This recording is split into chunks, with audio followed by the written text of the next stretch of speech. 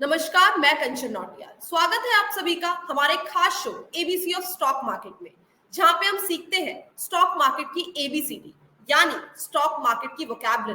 अब तक की क्लासों में हमने जाना कि क्या आईपीओ होता है, क्या एबिडा होता है, क्या आरओई होता है, क्या आरओसीई होता है। तो चलिए आज के खास मेहमान के साथ जुड़ते हैं और देखते हैं कि आज कौन सा नया शब्द हम सीखने वाले हैं। नमस्कार सर, स्वागत है आपका शो में। नमस्कार मैम। सर, जैसे कि पिछली क्लास में आपने हमें बताया था कि आईपीओ क्या होता है और बहुत ही इंटरेस्टिंग चीज होती है आईपीओ। और अगर हम अभी न्यूज में देखें तो काफी सारी चीजें सुनने में आ रही है कि इस कंपनी का आईपीओ आ रहा है, इस कंपनी का आईपीओ आ रहा है, तो हमारे दर्शकों को उससे काफी ज्यादा आसानी हुई समझने में। सर, आज क्या लेके आए हैं आप नया हमारे दर्शकों के लिए?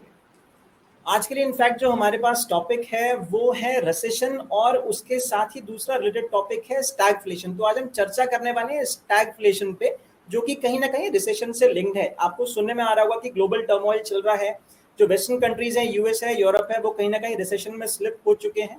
तो आज हम डिस्कस करने वाले हैं कि स्टैगफ्लेशन क्या चीज होती है। देखिए, स्टैगफ्लेशन जो वर्ड है, अगर हम उसका इंग्लिश सिंथेसिस करेंगे तो स्टैगफ्लेशन दो शब्दों से मिलके बना है।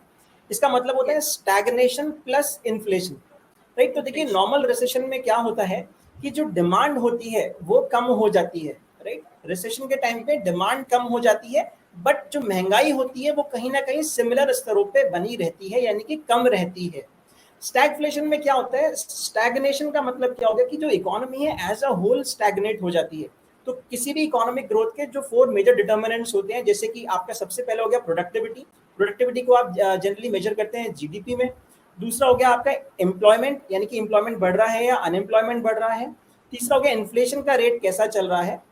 तो ये जो हमारे डिटर्मिनेंट्स हैं ये डिटरमाइन करते हैं कि मैं रिसेशन के दौर में हूँ या स्टैगफ्लेशन के दौर में हूँ।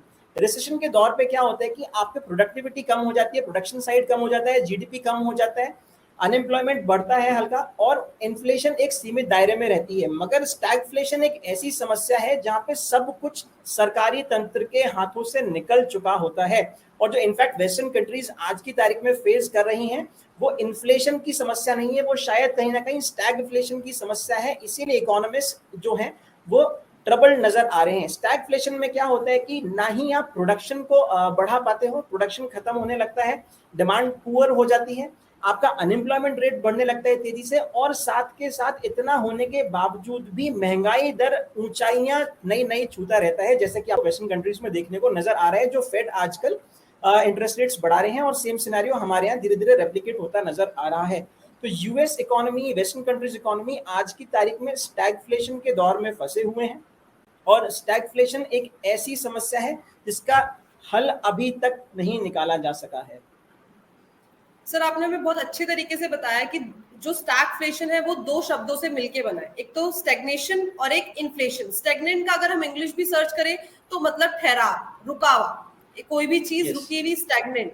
तो हर चीज रुक गई है, प्रोडक्शन भी रुक गई है, डिमांड भी रुक गई है, लेकिन उसके साथ एक वर्ड आया है इन्फ्लेशन। इन्फ्लेशन मतलब बढ़ना, लेकिन जो महंगाई का दर है वो बढ़ता ही जा रहा है, जिसकी वजह से सिर्फ लोगों को बहुत सारी परेशानियों का सामना भी करना पड़ रहा है। साथ में जो इंडस्ट्रीज है उनमें भी एकदम ताला लग रहा है, काम आगे बढ़ नहीं रहा, डिमांड आ नहीं रही, प्रोडक्शन हो नहीं रही। Right sir? जी बिल्कुल बिल्कुल बिल्कुल सही है। सर, एक चीज में हमें पूछनी है कि जो ये स्टैगफ्लेशन है, इसका कंपनी में जो स्टॉक मार्केट है उससे हमारा किस तरीके का रिलेशनशिप है? देखिए, क्या होता है कि जो महंगाई होती है वो कहीं ना कहीं एक बढ़ती हुई ग्रोइंग इकोनॉमी के लिए ज़रूरी होती है। तो होता क्या है, देखो, अगर महंगाई ना हो, यानी कि इन्फ्लेशन नहीं हो रही है, तो इसका मतलब है कि डिफ्लेशन हो रहा है, यानी प्राइसेस गिर रहे हैं। अल्टीमेटली इकोनॉमी जो है वो डिमांड और सप्लाई को मैच करने का सब्जेक्ट है। अब सपोज प्राइसेस गिर रहे होते हैं, तो इसका मतलब क्या हुआ, अगर मेरे को कोई प्रोडक्ट बाहर खरीदने जाना है, उसकी कीमत आज की तारीख में 100 रुपया है, और मुझे पता है कि क्योंकि महंगाई जो है वो गिर रही है, तो कल इसका 100 रुपये कीमत ना होकर 90 रुपये होने वाली है, तो मैं आज की तारीख में उसको खरीदने नहीं जाने वाला हूँ, राइट। तो अल्टीमेटली क्या होता है, एक इन्फ्लेशन का ऐसा रेंज होना जरूरी है कि वहां पे आदमी खरीदारी के लिए बाहर निकले, डिमांड बनी रहे। अगर महंगाई नहीं होगी तो डिमांड कहीं ना कहीं मैं अपनी रोकता हुआ नजर आऊंगा कि मुझे पता है कि कल ये चीज डिस्काउंट पे मिलनी है, राइट। तो इन्फ्लेशन का एक जो बैंड होता है, प्राइस बैंड होता है, वो होना जरूरी होता है। अगर हम मॉनेटरी पॉलिसी कमेटी जो कि कल आरबीआई की आने वाली है, मॉनेटरी पॉलिसी की बात करें तो वो भी इन्फ्लेशन बैंड, जो हमारा इन्फ्लेशन टारगेटिंग हम करते हैं, वो 4% पे रखने का प्रयास करते हैं। इसके लिए उनके पास 2% का क्वेश्चन होता है, यानी कि इन्फ्लेशन उनको 2% से 6% के बीच में मेंटेन करनी है। तो यहाँ पे समस्या क्या होती है कि हमें उस बैंड में इन्फ्लेशन मेंटेन करनी होती है, जिसके लिए हमें डिमांड पे फोकस करना जरूरी होता है।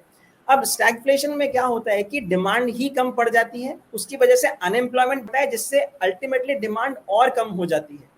और साथ में महंगाई जो है वो किसी ना किसी कारण से, for example supply side constraints हो गए, लॉजिस्टिकल सपोर्ट हमें नहीं मिल रहा है, मेरे पास माल गोडाउन में रखा है बट मैं व्यक्ति तक जो उसकी डिमांड जोन है वहां तक नहीं पहुंचा पा रहा हूं, जैसे कि हमने कोविड में देखा, तो वहां पे डिमांड होने के बावजूद भी मैं सप्लाई नहीं कर पा रहा हूं, तो उस वजह से, उन कारणों से इन्फ्लेशन पीक पे रहती है। तो जब ये तीनों समीकरण आपस में बिगड़ जाते हैं, उसको हम स्टैगफ्लेशन के रूप में फिर देखते हैं। बहुत शुक्रिया सर हमें समझाने के लिए कि स्टैगफ्लेशन का मतलब क्या होता है और किन किन शब्दों से जुड़कर ये एक शब्द मिला है। आशा है कि हमारे दर्शकों को ये चीज बहुत अच्छी तरीके से समझ में आ गई होगी। बहुत शुक्रिया सर आपका हमारे शो में आने के लिए और हमारे दर्शकों को इतनी बढ़िया जानकारी देने के लिए। धन्यवाद। धन्यवाद। रैना जी, जिन्होंने हमें समझाया कि स्टैगफ्लेशन का असल में मतलब क्या होता है और स्टैगफ्लेशन का शेयर मार्केट में किस तरीके का प्रभाव होता है। ऐसे ही अलग अलग अपडेट के लिए जुड़े रहिए हमारे show ABC of stock market के साथ। धन्यवाद।